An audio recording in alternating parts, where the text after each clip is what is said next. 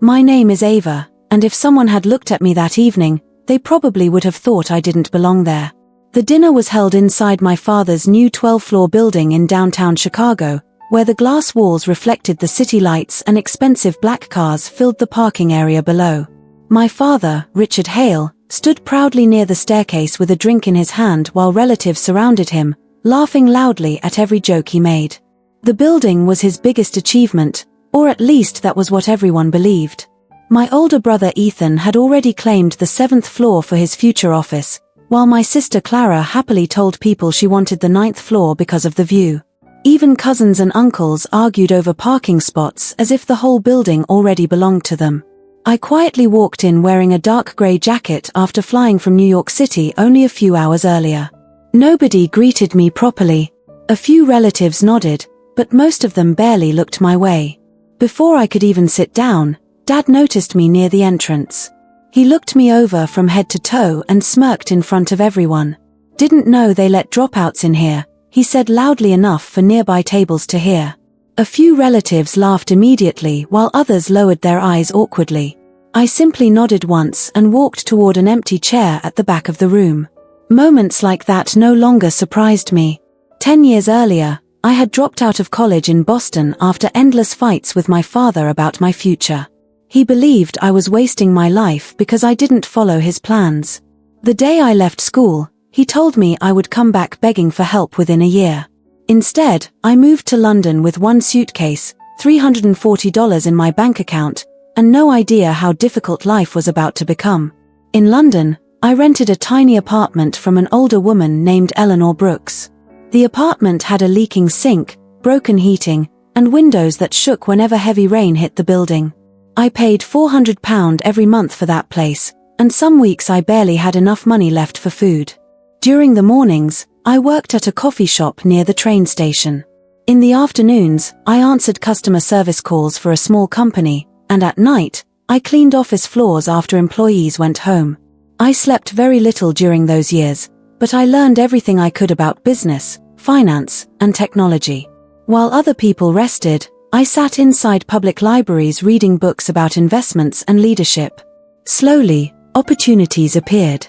Small freelance jobs became larger contracts, and larger contracts became partnerships. Eventually, I created my own company, Blackridge Global, though nobody in my family knew that part yet. That night in Chicago, waiters carried expensive food across marble floors while relatives joked about vacations around Europe and million-dollar deals. Dad proudly walked from table to table speaking about ownership shares inside the building. I stayed quiet, listening more than talking. Inside the black folder resting beside my chair were papers proving I secretly owned 40% of the building through Blackridge Global. 6 months earlier, the entire project had nearly collapsed because of debt, and my company had invested $18 million to save it. My father never knew the investor behind the deal was me. As the night continued, laughter filled the room while I sat silently near the window, watching the city lights outside. Nobody at that table realized the quiet dropout in the corner already owned more of the building than almost everyone else combined. The dinner grew louder as the night continued. Crystal glasses clinked together while soft jazz music played through hidden speakers above the marble hall. Expensive perfumes mixed with the smell of grilled steak and fresh bread as waiters moved carefully between tables carrying silver trays. My relatives looked comfortable there, like the building already belonged to them. Ethan stood beside the large window talking about opening an investment office on his floor, while Clara excitedly discussed interior designs with her husband Daniel. My cousins laughed over vacation plans in Europe. Throwing around numbers like spending $20,000 on trips was completely normal. I stayed quiet at the back table near the corner window, occasionally checking my phone while pretending to listen. Most people barely noticed me anyway. My father loved attention, and that evening he was getting plenty of it. Every few minutes, someone congratulated him on the building. Richard Hale smiled proudly each time, shaking hands like a politician during an election season. He spoke loudly about success, hard work, and family legacy as if every brick in the building had been placed by his own hands. Looking around the room, I realized something strange. None of them actually knew me anymore. To them, I was still the girl who dropped out of college and disappeared years ago. The quiet daughter who failed. The embarrassing story nobody mentioned unless they wanted a quick joke. Part of me wanted to stand up and tell them the truth immediately, but another part wanted to watch how long they would continue underestimating me while sitting only a few feet away. I unlocked my phone beneath the table as another message appeared from my assistant in London. Nora Whitmore rarely texted during events unless something important happened. The message was short. Board approval completed. Ownership transfer finalized. I read it twice before locking the screen again. The timing almost made me laugh. At that exact moment, my father was proudly explaining to guests how he had saved the building project during difficult months. In reality, 6 months earlier, the banks had nearly destroyed the entire project after construction costs exploded beyond control. Investors pulled out one after another, and lawsuits were close to beginning. Quietly, through Blackridge Global, I had stepped in with an $18 million investment that stabilized everything. The company lawyers handled the agreements privately, and because I used corporate representatives instead of appearing personally, my family never connected my name to the deal. Across the room, Daniel suddenly noticed me sitting alone and walked over with 2 glasses in his hands. Unlike the others, he had always seemed more thoughtful. He worked in finance and understood business better than most people in the family. "Mind if I sit?" he asked politely. "Go ahead," I replied. He handed me one of the glasses before taking the seat across from me. For a few moments, we listened to the noise around us while guests laughed loudly nearby. "You know," Daniel said carefully, "I always wondered what happened to you after London." "Mostly work," I answered simply. He smiled slightly. "That usually means either very good things or very bad things. Maybe both." Daniel laughed softly before leaning back in his chair. "So where are you working these days?" The question sounded casual, but I noticed Clara glance toward us from another table. Even Ethan seemed curious enough to pause his conversation for a moment. It was funny how quickly people became interested once business entered the discussion. I took a small sip from the glass before answering. "Blackridge Global." Daniel's expression froze instantly. At first, I thought maybe he misunderstood me. But then he slowly placed his glass onto the table without breaking eye contact. "Sorry," he said. "Did you say Blackridge Global?" "Yes." The color in his face changed slightly. "The Blackridge Global?" I nodded calmly. For several seconds, he said nothing at all. Around us, conversations continued normally, but at our table the air suddenly felt heavier. "That's impossible," he whispered. I tilted my head slightly. "Why?" "Because my company works with Blackridge. We've worked with them for 3 years." "That's true." Daniel stared harder at me now, studying my face as if trying to solve a mystery hidden in plain sight. "What exactly do you do there?" I founded it. His mouth opened slightly, but no words came out. At the next table, Ethan laughed loudly at some joke, completely unaware of what was happening only a few feet away. My father continued entertaining guests near the staircase, proudly discussing future business plans for the building. Daniel leaned closer across the table. "Wait, your full name is Ava Hale?" "Yes." The silence between us lasted several seconds longer this time. Then suddenly he stood up so quickly his chair scraped hard against the floor. The noise pulled attention from nearby tables.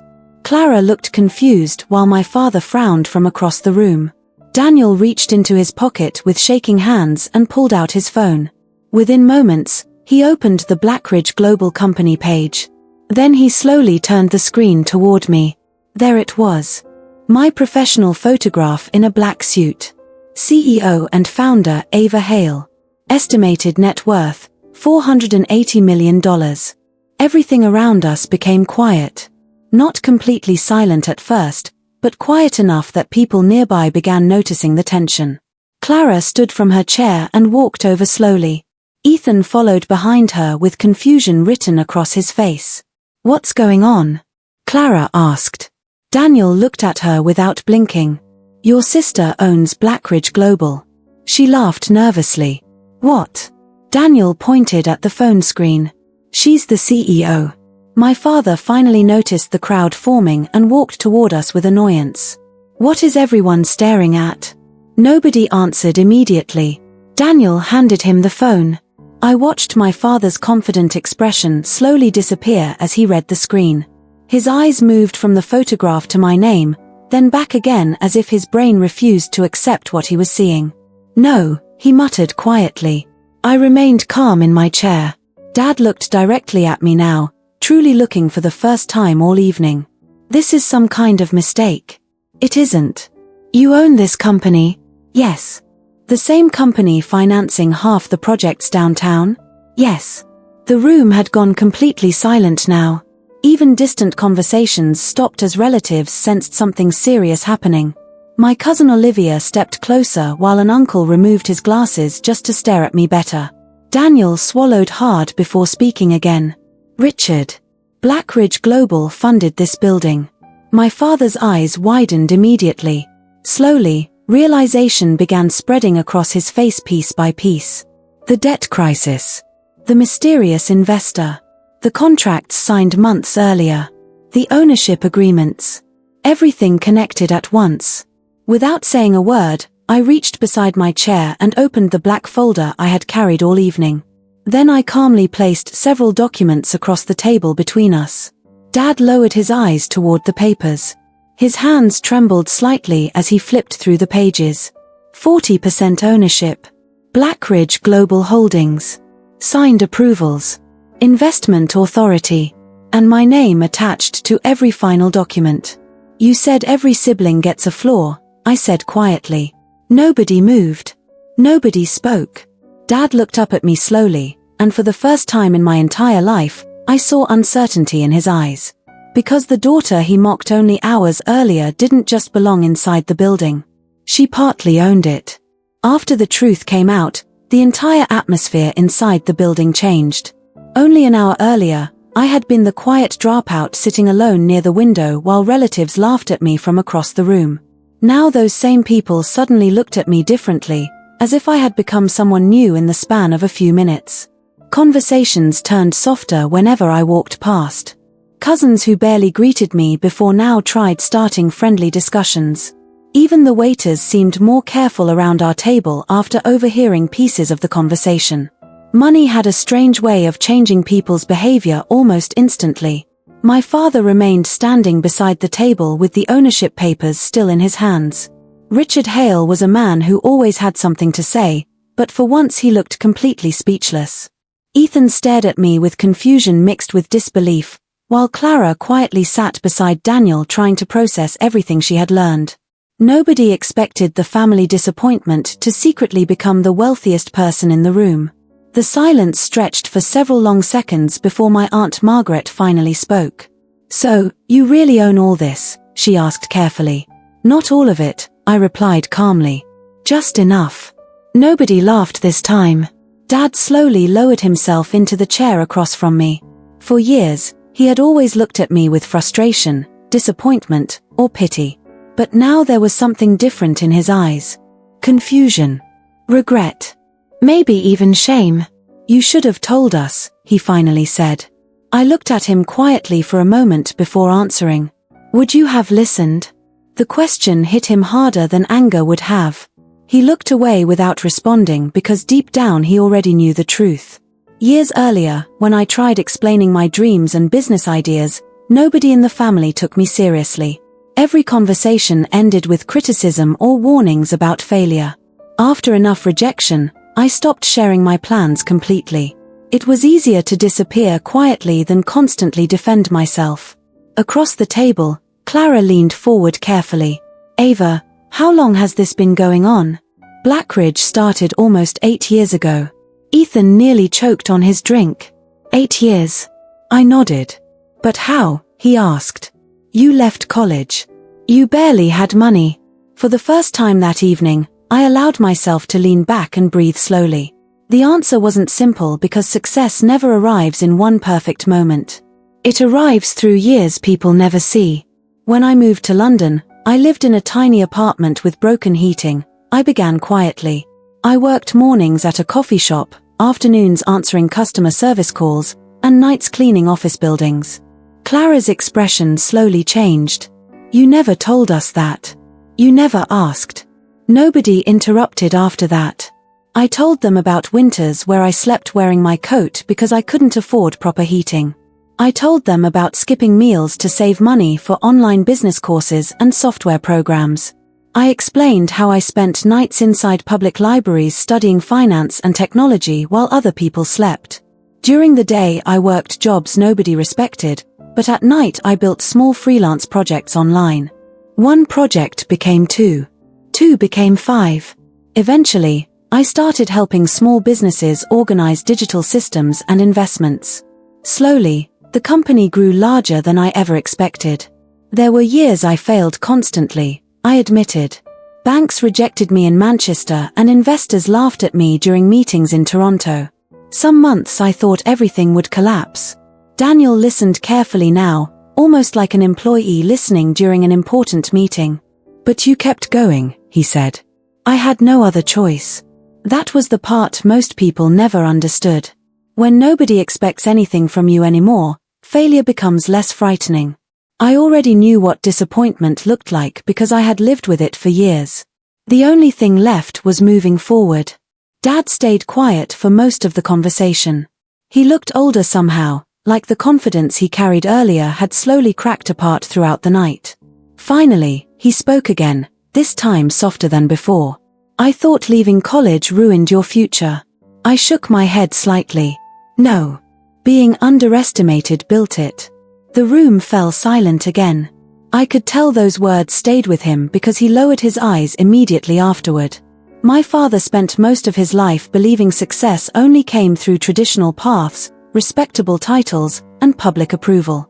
He never understood that sometimes people grow strongest after being ignored. A little later, many relatives quietly began leaving the dinner. Some hugged me before going home. Others avoided eye contact entirely because they remembered the jokes they made earlier. Olivia suddenly wanted my business advice. An uncle who ignored me for years asked if we could stay in touch more often. I answered politely, but deep down I noticed how quickly respect appeared once money entered the room. Near midnight, Daniel approached me again while Clara spoke with other guests nearby. I owe you an apology, he admitted honestly. For what? I complained about company policies to your face last Christmas without knowing who you were. For the first time all evening, I laughed softly. Trust me, I've heard worse. He smiled nervously. Tomorrow at work is going to feel very strange. Probably, I agreed. A few minutes later, Clara walked over and hugged me tightly. Unlike the others, her apology felt genuine. I should have called more, she whispered quietly. Yeah, I answered gently. You should have. But I hugged her back anyway.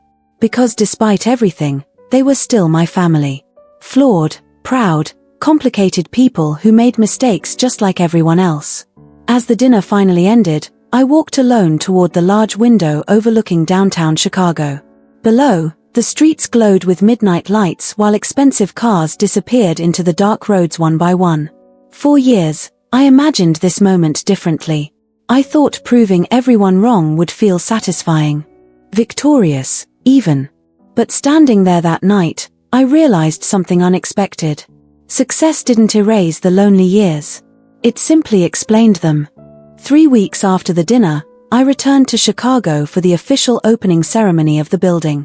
The city looked colder than before, with gray clouds hanging low above the streets and strong wind pushing between the tall towers downtown. Black cars lined the entrance while reporters and photographers waited outside behind silver barriers. Large screens displayed the building's new name in glowing white letters. Hale Tower and Blackridge Center. I stood near the entrance for a moment staring at the sign. The first time my father suggested adding Blackridge to the building name, I almost refused immediately. Part of me still remembered every insult, every moment of being treated like a failure, and every year spent feeling invisible. But after thinking about it for several days, I understood something important.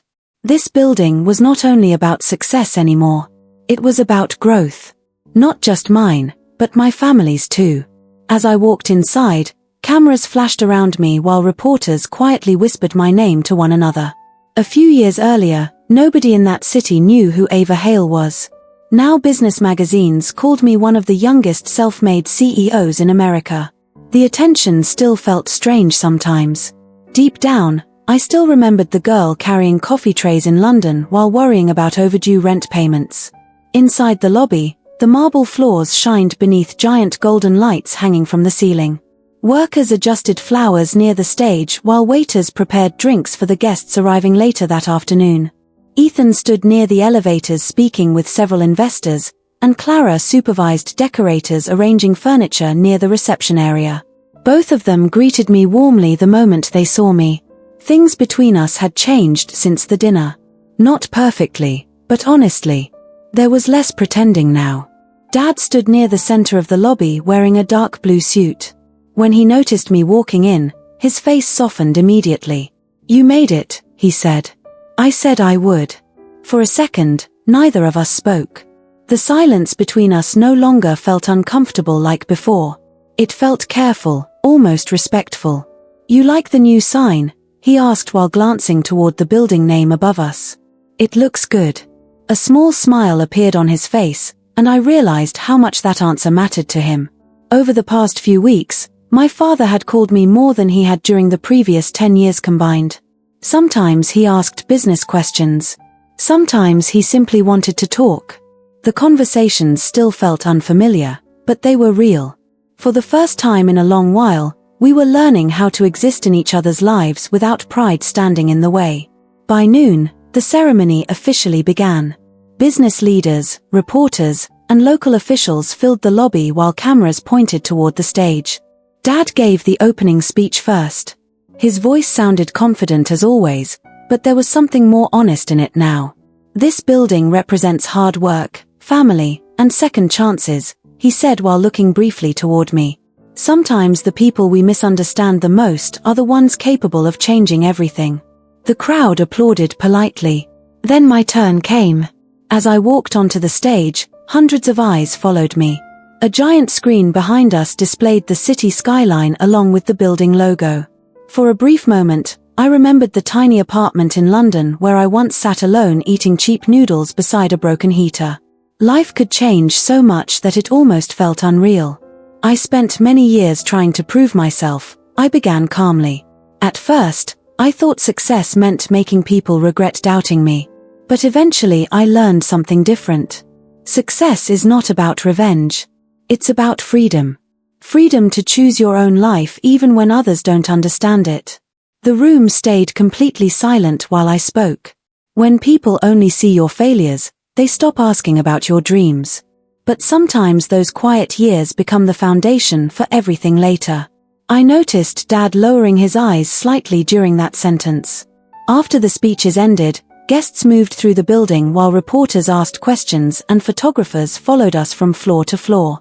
Each sibling officially received ownership rights to their chosen spaces exactly as promised. Ethan proudly accepted the 7th floor for his investment company, while Clara selected the 9th floor for her design business. Then came my turn. Dad handed me the final folder containing access rights for the top executive floor.